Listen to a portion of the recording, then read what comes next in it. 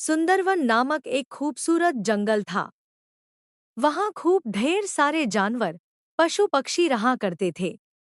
धीरे धीरे सुंदरवन की सुंदरता कम होती जा रही थी। पशु पक्षी भी वहां से कहीं दूसरे जंगल जा रहे थे। कारण यह था कि वहां पर कुछ वर्षों से बरसात नहीं हो रही थी, जिसके कारण जंगल में पानी की कमी निरंतर होती जा रही थी। पेड़ पौधों की हरियाली खत्म हो रही थी और पशु पक्षियों का मन भी वहां नहीं लग रहा था। सभी वन कोडोट छोड़कर दूसरे वन में जा रहे थे कि गिद्धों ने ऊपर उड़कर देखा तो उन्हें काले घने बादल जंगल की ओर आते नजर आए। उन्होंने सभी को बताया कि जंगल की तरफ काले घने बादल आ रहे हैं, अब बारिश होगी। इस पर सभी पशु पक्षी वापस सुंदरबन आ गए। देखते ही देखते कुछ देर में खूब बरसात हुई।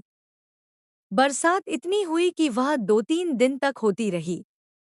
सभी पशु पक्षी जब बरसात रुकने पर बाहर निकले तब उन्होंने देखा उनके तालाब और झील में खूब सारा पानी था। सारे पेड़ पौधों पर नए नए पत्ते निकल आए थे।